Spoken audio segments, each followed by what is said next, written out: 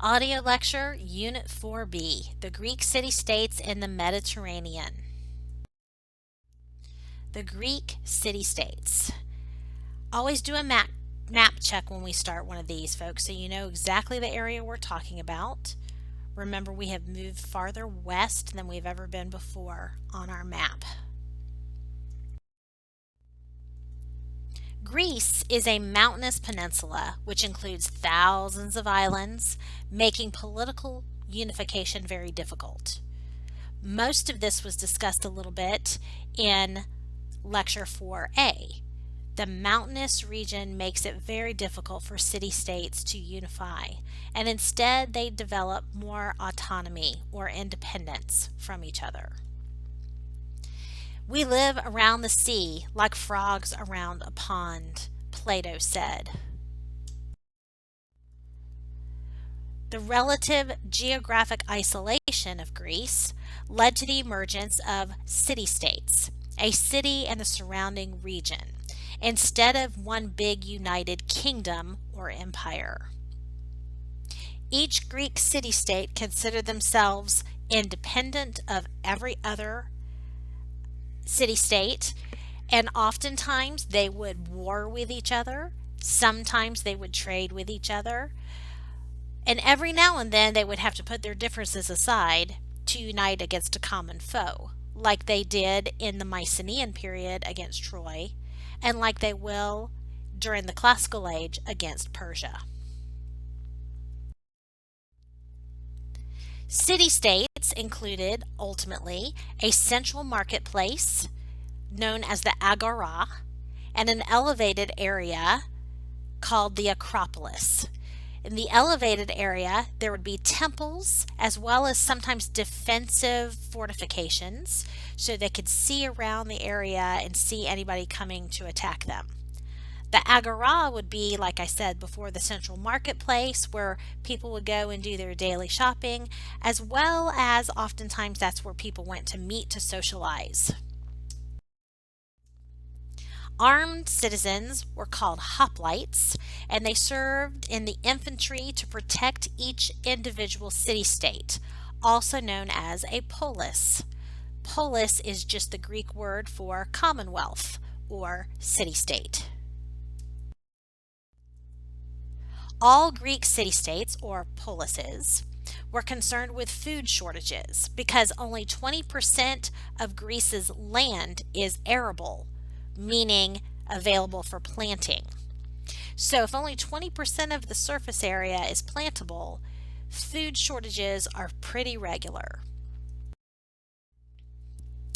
The Greek city-states had to expand ultimately along the Aegean Sea, the Black Sea, Sicily, into southern Italy and North Africa as they sought more trade and more food. This time period was after the Greek Dark Age period. This is at the beginning of what will be known as the Classical Age period. Some call it the Archaic Age or the Greek colonization period. As you can see, all of the territories that they spread to ultimately hug the coastline. They are seafaring people. They are used to staying close to the coastline. Whatever the Greeks have acquired from foreigners, they have, in the end, turned into something finer, Plato once said. Diverse forms of government ultimately develop in each of the Greek polises. Some polises will develop democracy. As we know, Athens will do so. Democracy just means the people rule. Demos means people, kratos means power, people power. Some Greek polises will develop oligarchies, which are a rule by a few elites. And some will even develop tyranny, a seizure of power by one person over all others. So there's not just one kind of governing force in the Greek polises. They are as various as the Greek polises are themselves. The city-state of Sparta ultimately rose to dominance on the Peloponnesian Peninsula by eventually conquering and enslaving its neighbors. After a Helot or state slave rebellion, the Spartans established a different governing system for themselves called the Lycurgan system. The Lycurgan system were where all citizens were considered equal, but they were led by two kings and a council of elders. Now, of course, all citizens does not mean all people.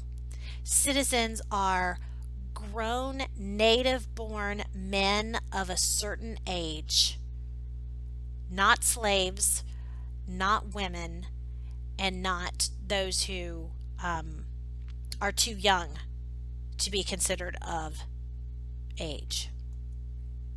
Lycurgus was the creator of the Spartan system, known as the Spartan Constitution.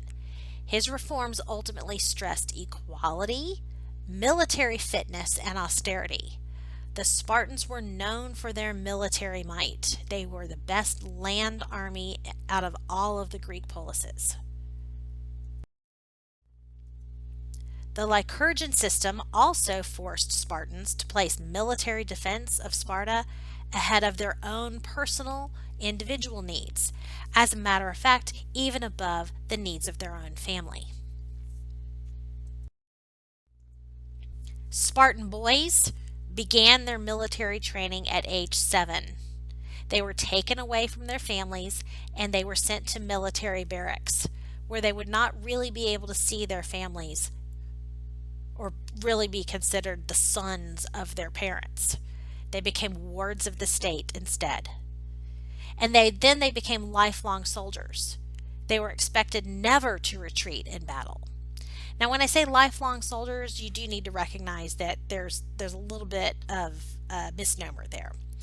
They will serve as armed forces in their prime, in their prime strength ages.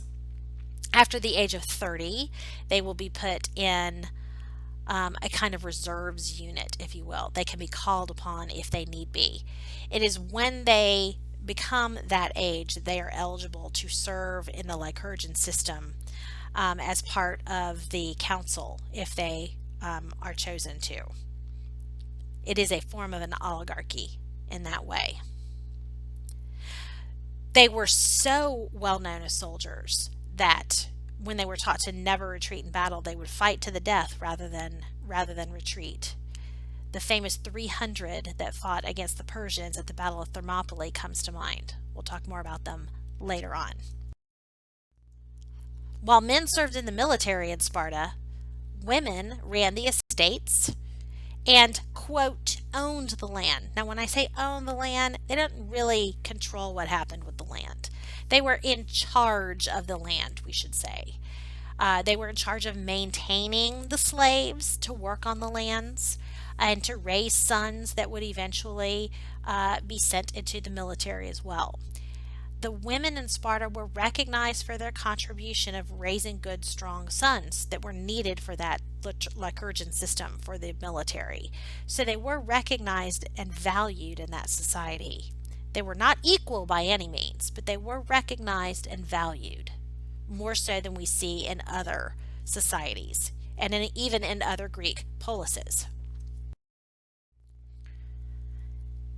Another contrast to Sparta, another Greek polis that we can compare and contrast with Sparta is Athens. Athens emerged as another very powerful Greek polis, Greek city-state.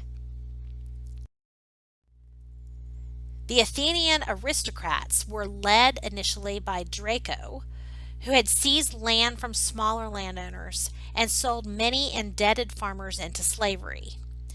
This is when Athens was ruled more as an oligarchy than anything. This is prior to the development of democracy in Athens. Athens was different than Sparta in that they were not recognized for their military might, but eventually they will be recognized for their naval power. They instead were an area that promoted the development of the arts, whereas in the Spartan system, the arts were only seen as utilitarian. Um, you only develop pots to eat out of, not to beautify them to be works of art, for example. Anyways, Draco and the Athenian aristocrats oligarchy time period in early classical Athens. This is roughly the 500s or so BC.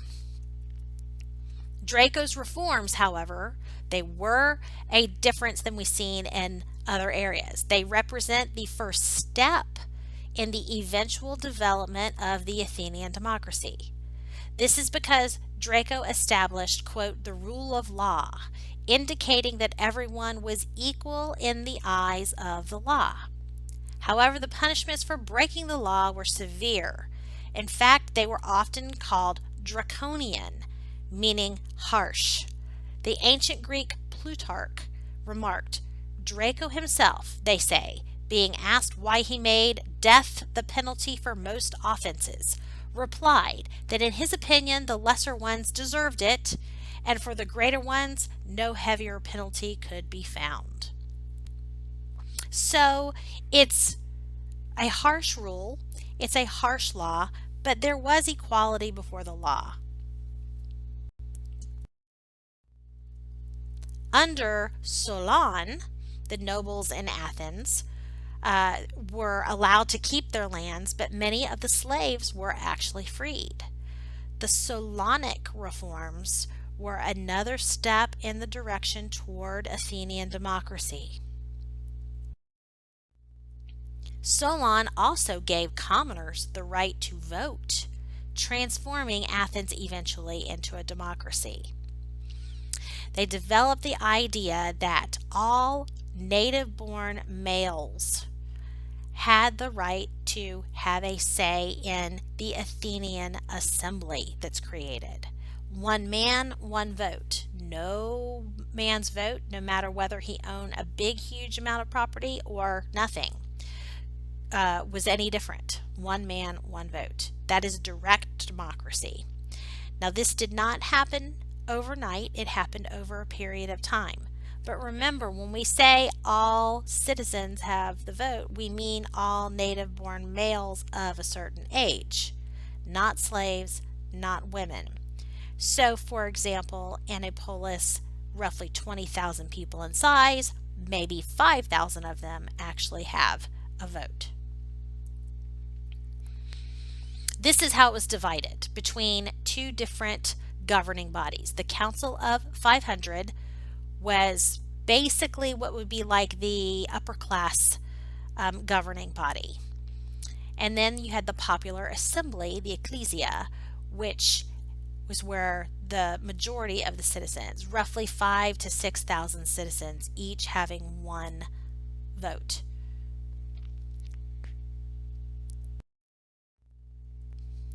The Athenian government consisted of the Boule, which is the Council of 500 members, and the Ecclesia, as I said before, an assembly of all male citizens, native-born male citizens. One of the key things you need to understand about the polis is that the Greek identity was tied to their polis. You were born in that polis, and that polis was part of you. Your identity was tied to it. They didn't refer to themselves as Greek. They referred to themselves as Athenian or Theban or Spartan. There was no united idea of Greece. Yes, they all had a common Greek culture, but they were Athenian or Spartan or Theban. They were their own autonomous city-states, polises. It's also important to remember that it was only native-born males that were considered citizens in most of these polises. This meant that you didn't normally pick up stakes and move to a different area, because if you did so, you would no longer be native born of that region and you would lose your status as a citizen.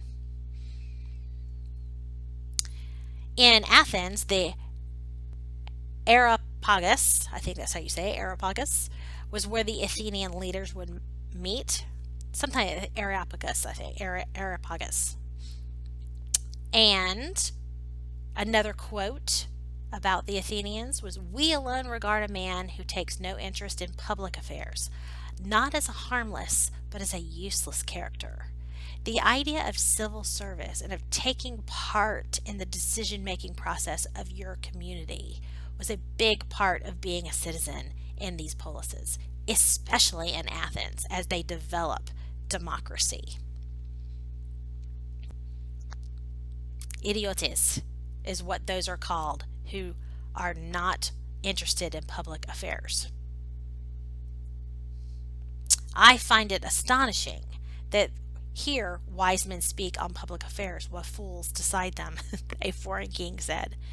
That was basically being critical of the idea of democracy, letting every man have a say, whether they are propertied men or not, seemed very strange to most outside of Greece.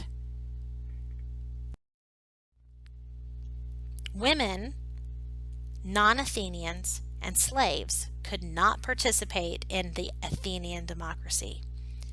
Athenian women actually had even fewer freedoms than, say, Spartan women. They were considered basically property. They were, members of their father's household. Then they were members of their husband's household. If their husband died, they would be a member of their son's household. Women, quote, had no role in the political sphere. Women could not speak or vote in the assembly. They could not sit on the juries in the law courts either, a historian once said. Athens relied heavily on slave labor to meet its food demands. It was a rather large polis when it came to the population, and so they were very dependent on slave labor to meet the food demands required. So even though they were democratic, they still had to have slaves. Between 499 and 404 BC, wars called the Deadly Conflicts raged throughout the Greek city-states and wreaked havoc on them. In particular, it was the invasion of Persia into Greece that were the biggest problem. The Persian invasions, however, were turned back at the Battle of Marathon. The Greeks thought that this would be the end of the problem, but it was only the beginning of the problems they would have with the Persians. Later Persian attempts would be to conquer all of Greece and to invade all of Greece from the north. This happened when the Persian king Xerxes attempted to carry out the wishes of his father, Darius, who had lost at the Battle of Marathon, who had been desirous of invading all of Greece, forcing it to its knees. Ultimately, this is when some key battles happen between the Greeks and the Persians. The Greek polises have to put their differences aside to focus on the common foe of the Persians, and ultimately it will lead to a Greek victory over the Persians. The Greeks had to put their independence aside to fight together to preserve their way of life, which was autonomous polis-based governing. The last battle will be the Battle of Salamis, where finally the Persians will retreat and return home defeated. The great Persian Empire will be defeated really for the first time. We'll talk more specifically about these later, these battles, the Persian War. The Persian Wars. Greece unites to fight against the common foe in defense of their unique way of living, the polis. Here we'll discuss more in detail what actually happened in these wars. I think it's important for you to know the series of battles, who was involved, and what happened. The turning point in Greek history is sometimes what the Persian Wars are called. Now, let's give a little bit of background. We talked about Persia in an earlier lecture. Persia had taken over the Greek polises on the coast of Ionia, That means on the coast of Asia Minor. They had taken over those areas around 550 BC. This is just as Greece is coming out of the Dark Age period and entering the age where they are colonizing the coastline of those different Mediterranean areas. Now, when we say colonies, we don't mean imperial colonies. Each of these areas that was colonized created their own independent governing systems, their own polises. Anyways, the Ionian polises along the shoreline of Asia Minor will eventually be captured by the Persian Empire around 550 BC. This is during the Achaemenid Persian Empire under Darius. Ultimately, what happened is Athens, that had a lot of trade business with those Ionian polises that had been captured, decided that they would help provoke a rebellion among those Ionian peoples against their Persian overlords about 499 BC. The Persian emperor at the time, Darius I, remember him? We talked about him before. They want revenge for this attack, this rebellion that they see Athens as the catalyst of. And so they decide that they will attack Athens outright at Marathon.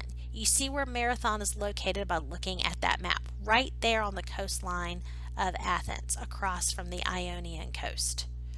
The Persians attack Marathon with a fairly small force in 490 BC. And the Athenian armies are outnumbered. Now, Marathon, the coast of Marathon is about 26 miles away from Athens. And ultimately, that's why a marathon is called a marathon. It's the 26.3 or whatever miles it is away from Athens proper. The outnumbered Athenians surprisingly defeat the Persian force. And they have to send a runner back from the coastline back to the assembly in Athens, announcing the victory over the Persians. The runner who ran that whole way didn't pace himself and keels over and dies after he announces the victory. But the marathon, the distance between Marathon and Athens, is still run today. This victory over the Persians at Marathon was, however, a small victory. It showed the Persians could be beat. It will also encourage all of the Greek polises for what is to come, because Persia is not going to take this defeat lying down. And instead of just attacking Athens in retaliation, the next time they're going to invade all of Greece. Ultimately, Darius goes back home and takes about 10 years to plan an all-out invasion of the Greek peninsula, where he will attack all of the Greek polises. Okay, so Darius I begins planning this massive invasion. But unfortunately, he dies before he's ever able to carry out this invasion. And his son, Xerxes, who comes to power next, will be the one to carry out the invasion between 480 and 479 BC. The approach is this. They were going to attack, the Persians would attack the Greek polises from both land and sea. They would attack from the sea-based polises like Athens, and then they would attack from the land, going overland over the Hellespont and coming from the northern part of Greece down into Greece, hoping to force all of the Greek polises into a vice between their land forces and their sea forces, of course using those immortals to help them, and force all of the Greek polises to capitulate and be absorbed into the greater Persian Empire. In order for the Greek polises to survive, to maintain their autonomy, they're going to have to put their differences aside. They fought with each other often. They were rivals of each other, just like they had been during the Mycenaean period. But if they were going to survive, they had to put their differences aside to protect their way of life from this common threat. They did not want to be absorbed into a greater Persian Empire. Remember what I said, their identity was tied to the polis. So they wanted to maintain their autonomy, their independence, but they would have to unite to do so. This will lead to the second big Persian war battle. 10 years after the Battle of Marathon, the Battle of Thermopylae, 480 BC. Sparta was put in charge of holding off the immortals in a small mountain pass area in Thermopylae in northern Greece. Sparta's famous 300 defend that mountain pass of Thermopylae. They held the pass for 3 days, knowing that they would eventually be defeated by the massive Persian arrows being rained down on them by the Persian immortals. But this 3-day backup of Persian forces allowed Athens and other polises in the south to evacuate their cities.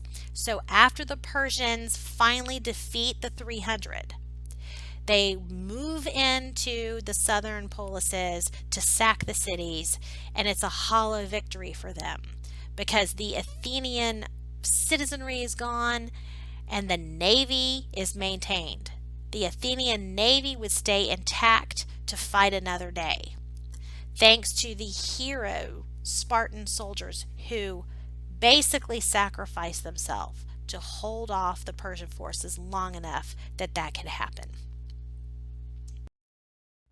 This will lead to the Battle of Salamis, 480 BC. Athens fights against a Persian fleet as a naval battle here. The city of Athens had been, by this point, sacked by the Persians themselves, but the Athenian navy had escaped into the sea in the Gulf of Salamis, and they were able to wait for the Persian naval forces to approach that were coming to resupply the Persian land forces that had sacked the city.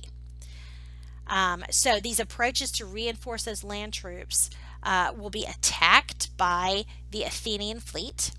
The Athenian navy was not as large as the Persian navy, but their ships were superior. The trireme was the kind of ship that they had.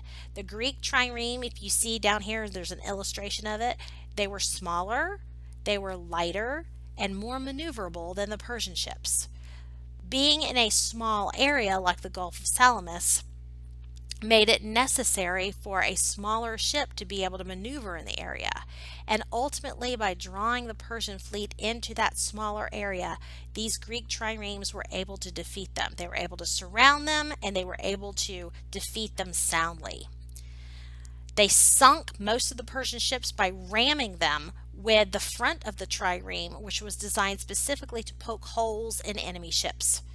Then they could also set them on fire by throwing Greek fire at them into those sinking ships. Xerxes had to order a massive retreat of his Persian forces, leaving just a small force in charge of holding Athens in hopes to send reinforcements soon. He could not feed all of his men if he could not resupply them with his naval forces. So this ultimately leads to the third and final battle, the smaller Persian force being left in Athens without any kind of reinforcements from the rest of the Persian forces that were in retreat, will lead to a victory at the Battle of Plataea, 479 BC. Once again, the combined Greek forces, the Spartans, the Athenians, the Thebans, all of them, will come together and meet the smaller Persian force on the battlefield. Sparta and Athens both proved brilliant in their tactics and rout the Persian forces and utterly defeat the Persians. The Persians will then abandon Greece and return home. They will abandon their idea of invading Greece. But the Greeks still feel that they may be invaded at any time, so they want to protect themselves against future invasions. This, however, is one of the biggest military upsets in history. The tiny Greek polises defeat the largest empire in the world, the Persians, to ultimately save their independent way of life, the polis-based lifestyle. So why did the Greeks win? How did this happen? First of all, it had a lot to do with the way they fought and the way that they formed their armies. As I mentioned before, the hoplites were Greek soldiers. Now, of course, the Spartans had sort of perfected this idea of the Greek land-based soldier, the Athenians with the navy, but the hoplites were the Greek soldiers from each of the different Greek polises. They would fight in their own units, the Theban units, the Corinthian units, the Athenian units, the Spartan units, and they would fight side by side with their neighbors, their brothers, their fathers, their brother-in-laws, their uncles, their cousins, and that made a difference. Now, how were they armed? First of all, when you look at this picture, you see they have a helmet. They also have a chest plate, and they have shin guards on their legs. They also have a large shield that they carry in their left hand. Now, the shield, if they lined up next to each other tightly, which is the phalanx part, hoplite is the soldiers, phalanx is how they were lined up. Okay, if you look at the top picture here, you'll see the phalanx. They have a shield in their left hand and a spear in their right hand. The shield was designed to cover half of their body from about shoulder level to almost knee level, and half of the body of the person standing to their left when they had it closed over them. And that meant that the people they would be completely covered, because the person on somebody's right would be that their shield of the person on the right would cover the other half of you as the person in the middle. Now, the only person that would not have full protection would be the person on the far right who didn't have somebody to the right of them. So anyways, how they organized themselves and how they marched together, very close knit. When the word was given, they would move their shields out of the way so they could thrust their spear into their enemies, and then they could move them back very quickly and continue to march as an almost impenetrable force. The way they fought and the way they lined up, and the fact that if somebody fell, somebody was standing right behind them ready to step forward so that line would never be broken. This is because they were fighting with their neighbors and their friends and their family members. They fought together as a unit, each polis having their own units. So they were fighting with people they knew. That made a difference. The Persians, because they drew people from all over their empire, oftentimes did not even speak the same language. They oftentimes were fighting with complete strangers next to them. They didn't have the sense of community that the Greeks had, and that sense of community was, of course, tied to the polis. So why does the Persian War matter? It ushers in the Golden Age of Greece, a brief period bracketed by the Persian and Peloponnesian Wars.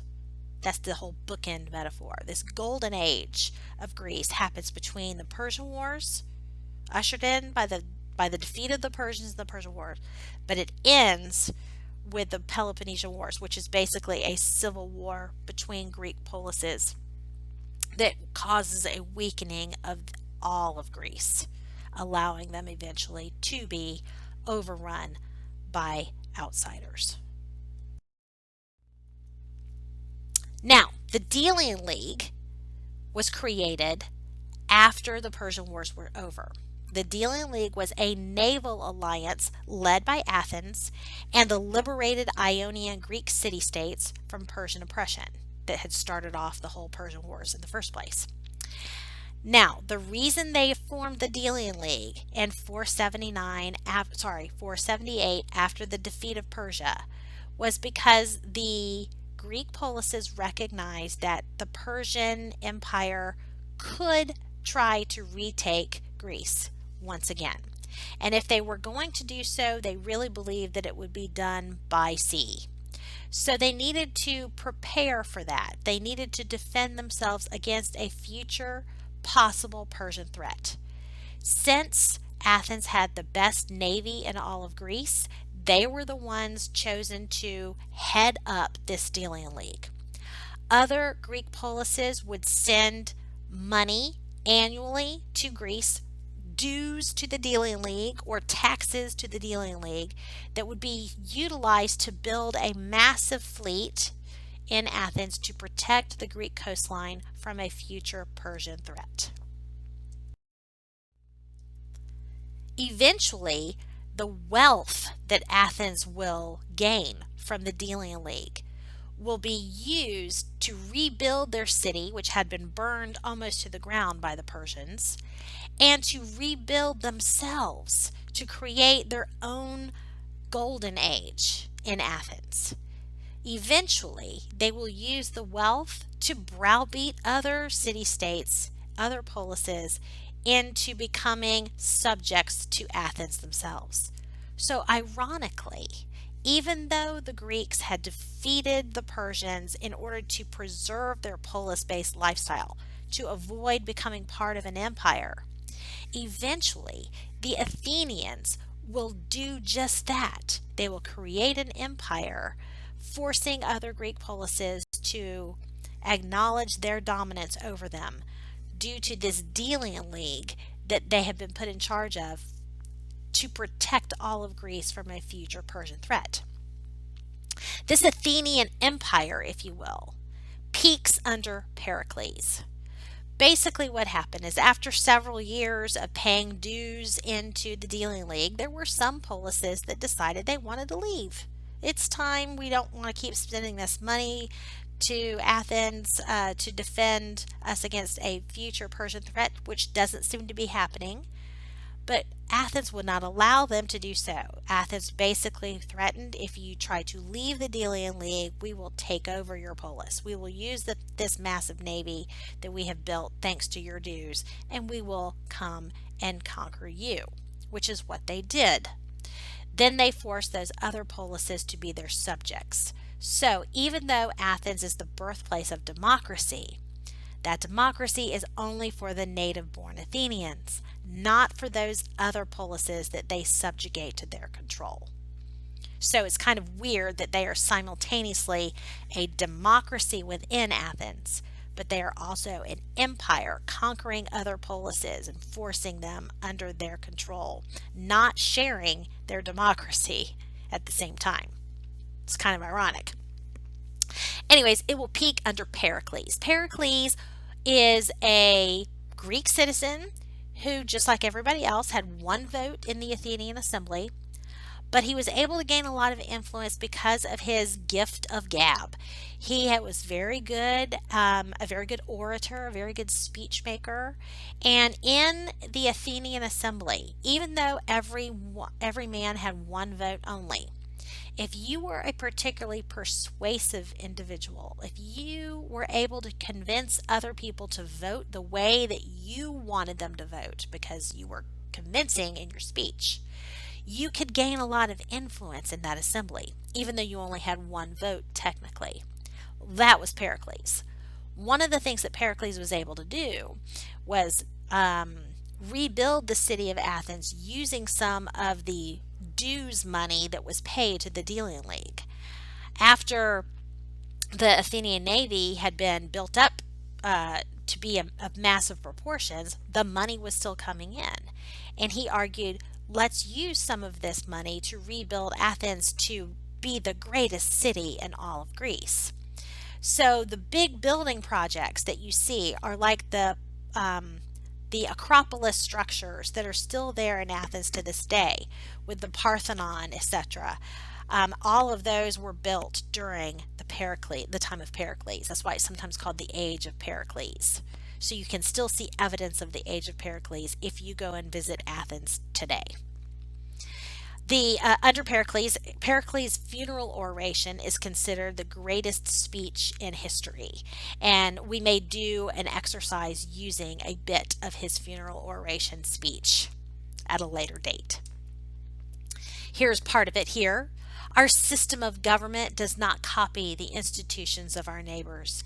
It is more the case of our being a model to others. Our Constitution is called a democracy because power is in the hands not of a minority, but of the whole people. Everyone is equal before the law. What counts is not membership of a particular class, but the actual ability which the man possesses. Now, this meant for Athenians, though, because remember what I said, if they're conquering other polises, if only citizens are allowed to vote, and to be a citizen you had to be a native born male, obviously those other polises would never have Athenian citizenship and would never share in the democratic process. Now, the Athenian power that they built due to the Delian League concern some other polises that had never joined the Delian League after the Persian Wars. One of those polises was Sparta. Now remember, Sparta was probably the greatest land military force in all of Greece, and they were on the Peloponnese, you see there, the southern part of Greece. They were very concerned by the growth of Athens, especially as Athens started to take over other territories, other polises in the Delian League. You see all of that in the purple is Athens, or under the control of Athens. So all of the Ionian coast and most of the coastline of the mainland there. Sparta became very concerned about this. Sparta and other allies, Thebes being one of them, and even Macedonia to the north, were all very concerned over the growth of Athenian power. And so this will eventually lead to war between the two most powerful Greek polises, Sparta versus Athens, in the Peloponnesian War. It's a civil war, really, and it goes on from 431 to 404 BC. It's a very long time, and a generation-long civil war, which means lots of death and lots of destruction, which also means a weakening of all of Greece. Even though Sparta comes out victorious in the long run, it weakened all of Greece. The Athenians as rulers were no longer as popular as they used to be, Thucydides wrote in his history of the Peloponnesian War. The tide will turn against Athens and they will be conquered. Athens was defeated, like I said, but the war left all of Greece weakened and vulnerable. Because the war went on for 26 years, Sparta and her allies were not really able to capitalize on those victories. And ultimately, this left all of Greece weak and vulnerable to outside invasion. Not Persia like you would think, but instead their neighbors to the north, the Macedonians. Now, before we talk about the rise of Macedonia, we're going to talk a little bit more about what Greek cultural achievements happened during that Golden Age period between the Persian and Peloponnesian Wars. Okay? Greece had tremendous impact on the development of Western civilization. And we're not just talking about Athens, although a lot of it did take place in Athens because they were dominant during this period due to the Delian League and their control over it. But all of the Greek polises had a tremendous impact on the development of Western civilization. Many of these contributions originated in Athens, like democracy. Pericles, like we talked about before, sought to make Athens a cultural center, using much of that money from the Delian League to help rebuild the city to be the greatest city in all of Greece. New temples like the Parthenon that you see there in the background were built. It's the largest building on the Acropolis structure in Athens that you can still view to this day, a temple to Athena, the patron deity of Athens. Pericles said, "Our polis is the school of all Greece." We want it to be the cultural center of all. As such, Greek drama was born in Athens. In fact, drama as a genre was born in Athens. It flourished during this Golden Age period. Plays were part of a city's religious festivals, and the plays would usually be centered around stories that had been passed on for many generations throughout Greek history, some of which that came from Homer, some that came from other legends, some that came from the Greek mythology, the myths about their gods and their interactions with the people. Most of the storylines were things that who were watching the plays would recognize. They would recognize the storyline because they knew the old stories that had been passed on as fables and legends for generations by word of mouth. There are some great Greek dramas that were written.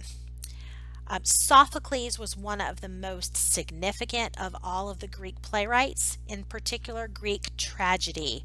Tragedy and comedy were both two parts of Greek drama, but tragedy was seen as the more high level form of drama.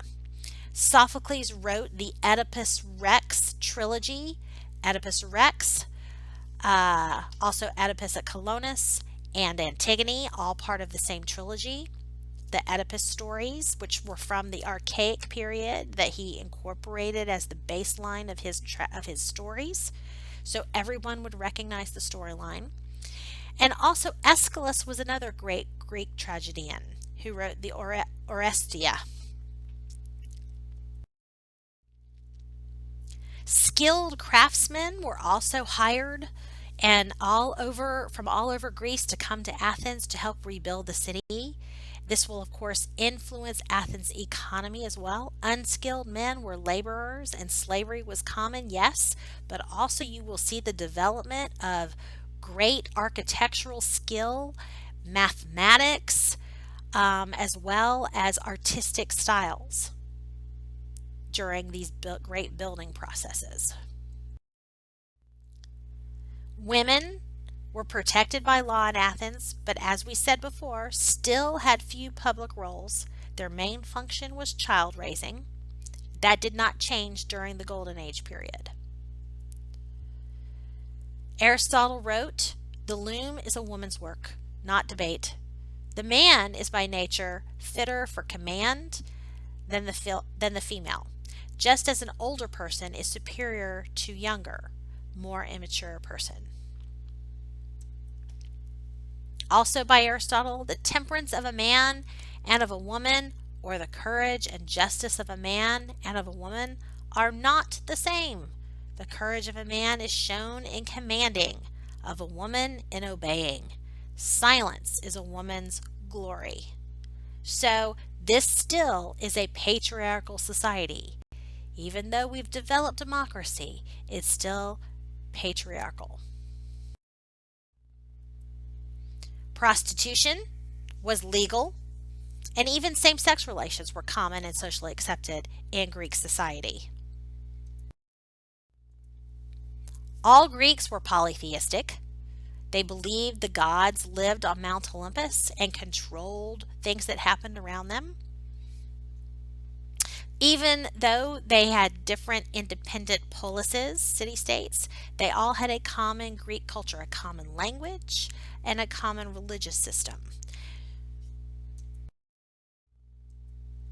Greek religion included interrelated gods that were led by the, I guess you would say, king of the gods, Zeus, and goddesses who all of which the gods and goddesses who controlled human life and would oftentimes intervene in what was going on earth, and even sometimes even have relationships with people. There were no sacred texts associated with the Greek religion, however. Gods really didn't offer any guidance for ethical behavior or insights into human nature and how one should live. That was not the role of the Greek gods. Other than the Olympian gods, each Greek city-state had their own minor gods as well, since they were polytheistic. their own patron deities.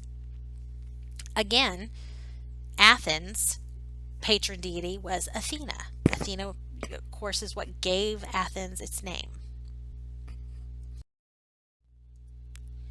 Religious festivals included athletic contests that eventually inspire things like the modern Olympic Games. The Olympic Games were part of the religious festivals in the Greek religion. Greek philosophers also applied logic to develop theories explaining natural and psychological phenomena. We will eventually see this by the time we get into the 300s as the development of Greek philosophy, which is also known as Greek rationale or rationalism. Reason to explain things rather than religious explanations. Now, this does not mean the majority of the people become philosophers. This means that it's the beginning of, the age, the use of reason to explain things rather than religion. But that does not mean that the masses see it that way. These same philosophers who relied on science and the development of scientific thought and mathematical thought, they typically did not deny the existence of the gods either. So they were based on reason, yes, but they also saw that reason intertwining with the role the gods played in regular society. We also see during this time period that scientifically the Greeks are developing similar things that we have seen in other societies like in India and China. Hippocrates sought natural causes and treatments for illness, just like we saw the Chinese developing treatments for illness and the Indians developing treatments for illness. Hippocrates does the same, roughly the same time period, okay, the 400s into the 300s BC. The Sophists were a group of thinkers who applied philosophical speculation to all aspects of society. Like I said, not everybody was a philosopher. The regular common people did not see things the same way the Sophists or Greek philosophers did. But the Sophists wanted to question everything and try to get closer to the truth of things. Asking questions was the important thing rather than really getting a truthful answer. Probably one of the most famous, if not infamous, of all of the classical Greek philosophers would be Socrates. Socrates, who died in 399 BC, was a man who questioned everything. He questioned political institutions as well as Athenian traditions. He thought that questioning would lead you closer to the truth. He recognized that you may never get fully to the truth, but you could at least eliminate falsehoods. And so he would go to the agora, the Athenian agora, the marketplace, every day and start asking random people questions. The question he would ask would lead them to answer him, which would lead to another question, which would lead to another answer, another question, another answer. This dialogue or dialectic is known as the Socratic method. The idea behind the Socratic method is to use questioning to get closer to the truth. What is truth? What is virtue? What is happiness? How do we get there? These are the kinds of questions that he would ask. Eventually, however, these questions led some of the Athenian authorities to think that he was challenging Athenian dominance in the region, Athenian practices like the Athenian Empire that had been created.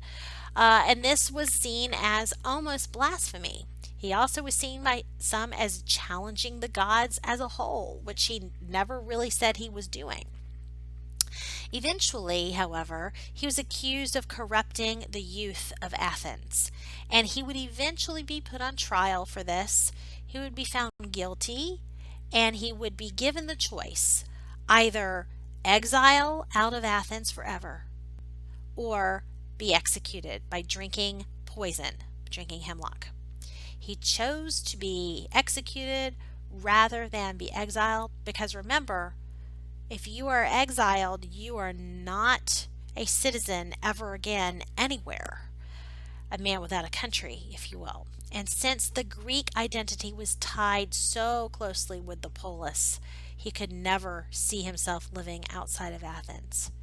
So he died a martyr of free thought and of individualism. Some problems that we have with Socrates, though, are that he did not leave any writing behind. He himself, he questioned all the time, but he left it to his students to write stuff down that he said. So we don't have any specific books that were written by Socrates that we can read. We do have certain quotes that are attributed to him that were left to us by his students, in particular Plato, who was his most famous student. We'll talk more about him in a moment. But Socrates was said to say things like, "The wisest man is he who knows he is not wise." And he's also the one who, referred to, those wise men that think that they're wise, those men that think that they're wise that are not really. He called them sophomores, which means wise fool, unfortunately. Anyhow, he also, is given credit for giving the saying, "The unexamined life is not worth living." And that's really why he chose death, folks, because he would not be able to be the questioner anymore. He would not be able to participate in life the way he loved it, the way he knew it. Exiled, not being able to question, being persona non grata wherever he went, being, loathed, being ridiculed. And he could not see never questioning anything again as a way to live. Plato, his most famous student, most famous student of Socrates, is the one who wrote down most of what Socrates said. And so that's why sometimes when you look at the works of Plato, it's hard to see where Plato's ideas begin and Socrates end. He uses Socrates as his protagonist in many of his writings. Plato watched his master be executed. He was there at the trial and watched him be accused of corruption, and he saw this as the major flaw in the Athenian democracy. How can this democracy, this polis that created such a man, a great man as Socrates, also be responsible for his death, killing him? So he started to question democracy and saw it more as a rule by amateurs. And the reason why is he said in his writings that there are actually two worlds. There's the impermanent or earthly world, and then there's the eternal or spiritual world. And he said that regular men only understand things in terms of the impermanent world or the earthly world, that they get information from their senses to understand. The problem that Plato had with this was that people's senses could be faulty and they could see things in the wrong way. For example, I wear glasses when I'm reading because my vision is faulty. My sense of vision is faulty. So if I depend upon the information I get from my eyes without my corrective lenses, it's false information. What Plato said was the only true philosophers understand things in the world of the eternal or the spiritual. They understand things on that higher level. He also sometimes referred to it as the world of ideas.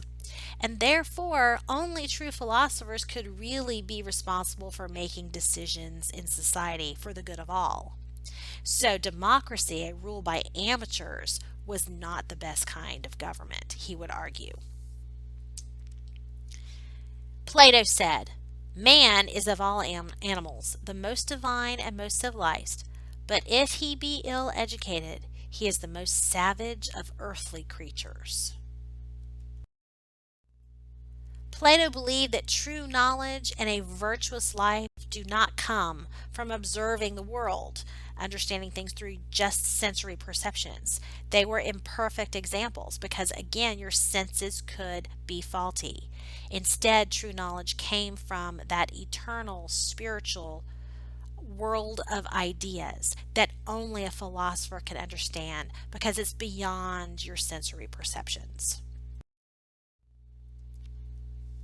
Eventually, Aristotle, who was a student of Plato, he kind of takes us as the best of both worlds. Aristotle believed that true knowledge was possible and that it does come from observing the world.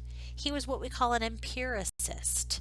Ultimately, you have to get information from your senses. You have to collect as much data as you can with your senses, but then you need to apply reason to that and understand that we cannot ever understand everything just through our sensory perceptions, that we need to apply logic to it and ultimately come to conclusions about it. Well, some of the earliest toying with the idea of the scientific method comes from Aristotle. Now, like I said, eventually the golden age of Greece comes to an end with that terrible civil war that goes on for a generation, the Peloponnesian War. And I mentioned that it weakens all of Greek society, leaving them vulnerable to being taken over and the death of the polis-based lifestyle.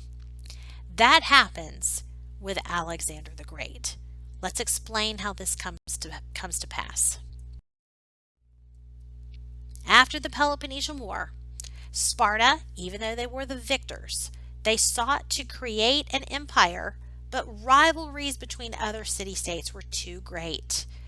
And because this war went on for so long, they were not really able to fully capitalize on that victory. This led to a northern group of people in Macedonia under the leadership of their king Philip II to be able to come down from the northern Aegean region and move into the Greek city-states. He played the differences of each city-state off of one another, allying with some, conquering others, eventually moving in and taking over the entire region. Uniting, conquering all of Greece, but uniting it at the same time, forming a Macedonian empire, which he will refer to as a Greek empire. Because, see, the Macedonians saw themselves as Greek, even though the Greeks themselves looked at the Macedonians as those backwoods cousins that they didn't really, hillbillies that they didn't really see as true Greeks. Interestingly enough, even though they spoke the same language and they had the same culture, they didn't really view the Macedonians the same way because the Macedonians were ruled by a king. They had a kingdom. It was not really a polis-based lifestyle like the true Greeks were, if you will. After Philip dies, however, he dies in 336 BC with an assassination. His eldest son, Alexander, will become the leader then of all of Greece and all of Macedonia, or Macedon. Now, it's debatable whether or not Alexander had something to do with his father's death. Alexander's mother was Philip II's first wife. He was a polygamist. He had many wives. And Olympias, his first wife, Alexander's mom, was trying to push her son into being more dominant than his father had been. Now, Philip had taken Alexander on military campaigns with him. He had taught him everything he knew about the military. Great at cavalry, fighting on horseback. And he had decided that he wanted, before his death, Philip had decided that he wanted to try to conquer all of Persia. Since Persia had tried to conquer Greece, that's one way you could avoid Persia trying to take over again. So he was going to try to attack all of Persia. He launches this massive plan, but he never is able to see it come to fruition. He's assassinated before that happens. Some say that Olympias Alexander's mom had something to do with that assassination. You see, by this point, Philip had taken on a younger wife, a Macedonian wife, which Olympias was not Macedonian herself. And she was concerned that the son that he had had with this young Macedonian wife, since they were both Macedonian, might be the one preferred to be the heir rather than his eldest son, Alexander, who was only half Macedonian. So ultimately, it's still debatable whether or not she orchestrated the assassination, but many historians do believe that she had something to do with it, assassinating both Philip and his wife and their child. So her son, Alexander, can become the leader. Alexander will take on the plan to invade Persia that his father had designed. Alexander the Great will launch a massive invasion from Greece, conquering Egypt, then all of the Persian Empire, and eventually stretching all the way to the Indus River, creating the largest empire that had ever existed. The Persian Empire had been the largest, but remember, the Persians never conquered Greece. So because Alexander's empire included Greece as well, it will be the largest to date. All of Greece, all of Egypt, all of Persia, all the way to the Indus River.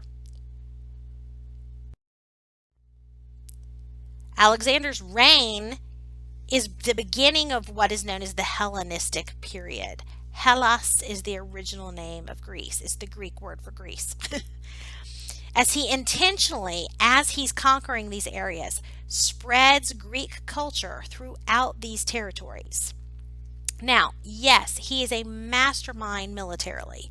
He is able to outwit the Persians. Darius II was the king at the time, the last Achaemenid king, and he is able to outwit him and defeat him at every turn, taking over the whole area. Ultimately, however, as he's moving through these territories and taking them over, Alexander is encouraging his men to intermarry with the local populations. And he brings with him on his military campaigns also scientists, mathematicians, philosophers, other kinds of scholars. And he takes Greek culture and he spreads it into these areas, intermixes it with the local culture, cultural diffusion, to create what is known as a Hellenistic society. Hellenization is what it's sometimes called. I sometimes call it Greekification, if you will. He Greekifies the ancient world by doing this. And that is the biggest example of cultural diffusion that we have seen thus far in this course. And he's responsible for that. That is his primary legacy. That is the primary legacy of Alexander the Great. This is a perfect example of it, looking at the Greco-Buddhist art you see here, and a great example of cultural syncretism or cultural diffusion. This Buddhist statue from India utilizes Greek artistic styles. The depiction of Buddha in the standing position instead of sitting, wearing loose robes covering both shoulders. This is Greek style. The curly hair, the realism of the human form, even sandals. These are all typical of Greek art. And he's combining it with the Indian Buddhist ideas. So a perfect example of that cultural diffusion. Alexander, however, dies before he's ever really able to take advantage of this large empire. Hellenization will continue, Greekification will continue, that's why it's his longest legacy.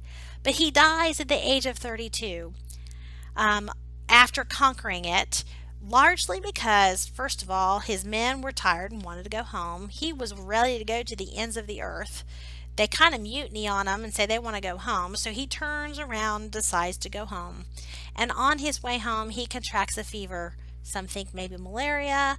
Some think maybe a byproduct of his raging alcoholism by this point that he had become famous for. Either way, he dies at the age of 32, leaving the vast empire really with no heir. Even though he had been married to a Persian princess and had a son, that child was not of age to rule. And with cultural diffusion and no political unity, uh, uh, cultural diffusion is his primary achievement, not political unity. It'll be left to his generals to divide up his empire into what are called Hellenistic kingdoms and govern it. Plutarch said of Alexander, he harnessed all resources to one and the same end, mixing as it were a loving cup the lives, manners, marriages, and customs of men. He ordered them all to regard the inhabited earth as their fatherland and his armed forces as their stronghold and defense. 1991, Peter Green, historian, wrote, his all-absorbing obsession through a short but crowded life was war and conquest. He dreamed of wading through rivers of blood and violence to achieve the brotherhood of man by raping an entire continent. The empire he built collapsed the moment he was gone.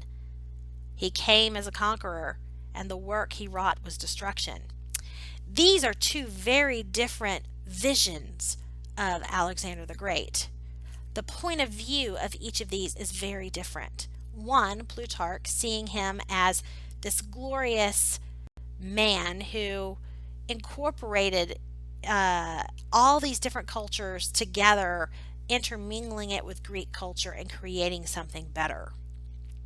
Whereas Green on the right sees him as nothing but this bloodlust conqueror that does nothing but leave a legacy of destruction. So, is Alexander a hero, like Plutarch says, or is he a villain, like Peter Green says?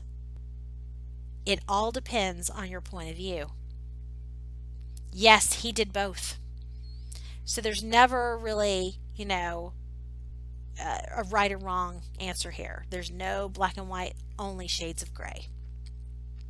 Ultimately, his empire will be divided upon his death, and his generals will fight amongst themselves over who's going to have control over what, ultimately each creating their own Hellenistic kingdom.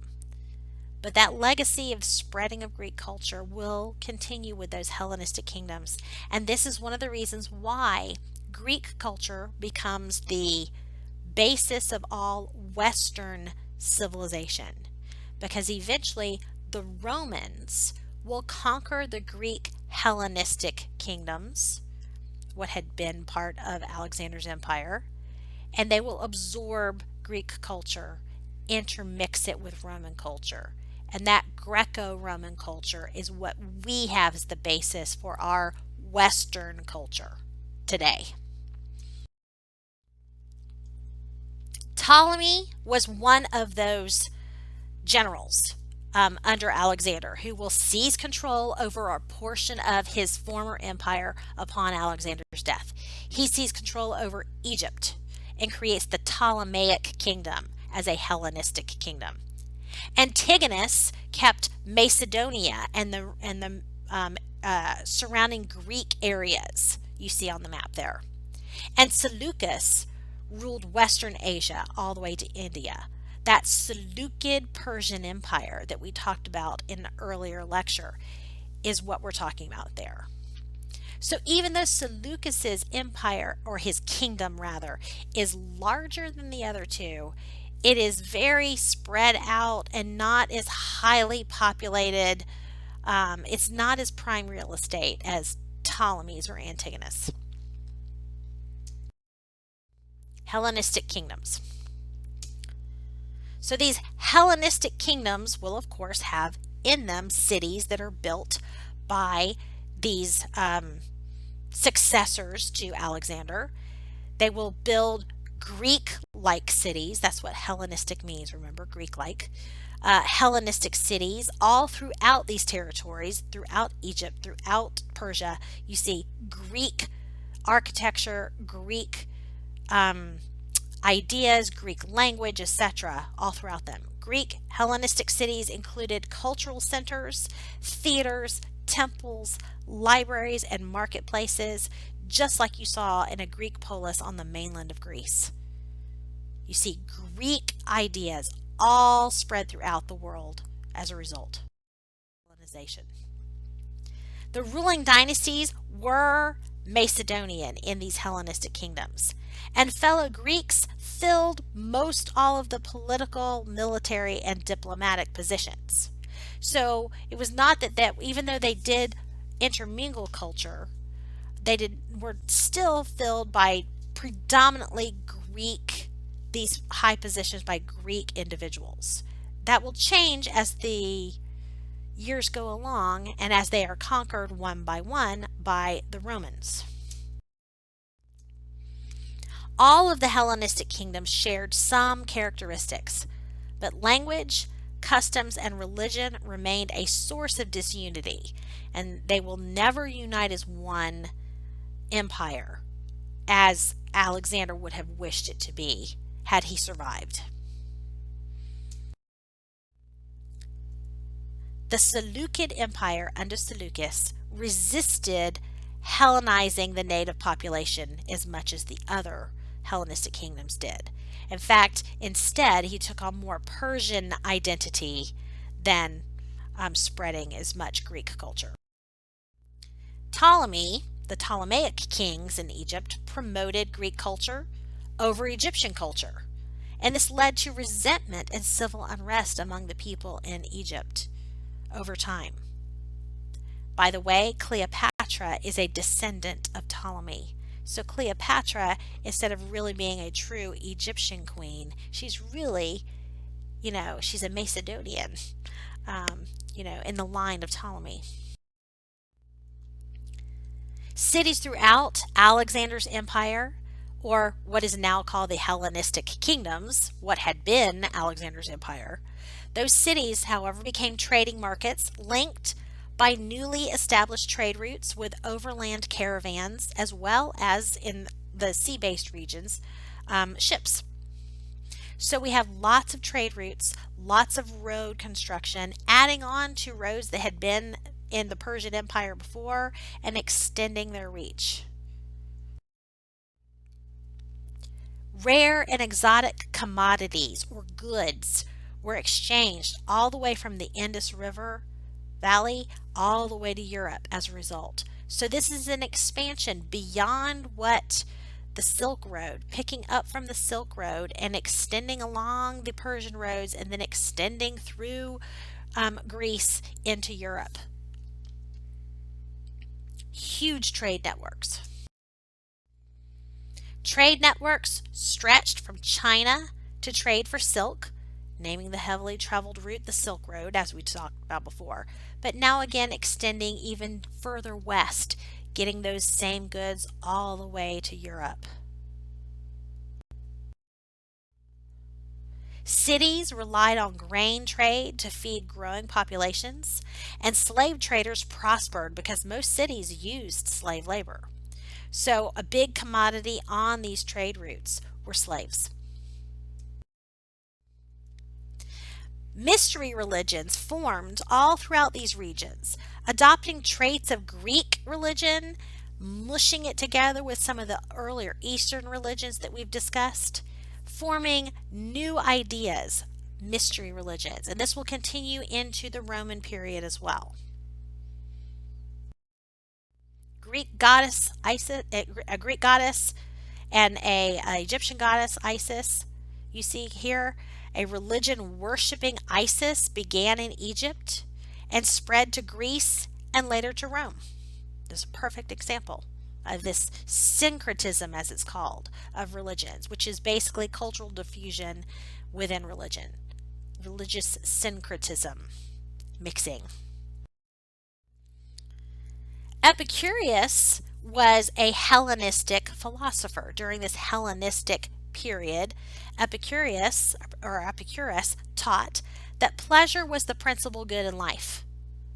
So Epicureanism stressed a life of contentment, free of fear and free of suffering. This is not altogether different than Buddhism. He said in his letter to Monosius, when we say that pleasure is the end and aim, we do not mean the pleasures of sensuality.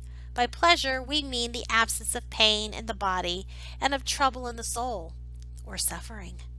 It is not by an unbroken succession of drinking bouts and of revelry, not by sexual lust, nor the enjoyment of fish and other delicacies of a luxurious table, which produce a pleasant life. It is sober reasoning, searching out the grounds of every choice and avoidance, and banishing those beliefs through which the greatest tumults take possession of the soul. Again, you can see some cultural diffusion here. You take the rationalism of Greek philosophy and you mix it together with some of the Eastern religious philosophies like Buddhism, the avoidance of suffering, the try to end of suffering, to find contentment. Very similar. Zeno, however, is another Hellenistic philosopher who founded a philosophy called Stoicism. Okay, Zeno disagreed with Epicurus. He instead, Stoicism claims that people are only really happy when they're living in accordance with nature. Advances were also made in math, science, and medicine during this Hellenistic period. Even though there won't be political unity, there will still be a lot of cultural unity and cultural diffusion. Euclid wrote the Elements of Geometry, becoming the basis for this field of math. He, of course, was able to expand upon his own ideas by being able to study the ideas of mathematics that came out of India as well. So you take the Greek ideas of mathematics from the classical period and you mix them together with some of the Indian ideas of mathematics that they come into contact with through Hellenization, and you get Euclid's Elements of Geometry. Archimedes developed artillery and a device to draw water from lower levels that will it's basically early physics, if you will.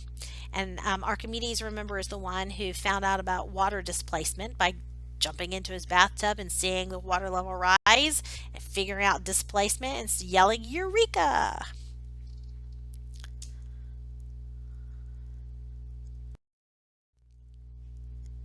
Herophilus dissected corpses, identifying how motor and sensory nerves work. So a lot of more knowledge of medicine was developed during this Hellenistic period as well. Again, building on the backbones of some things that they saw, that they came into contact with in earlier societies like India as well.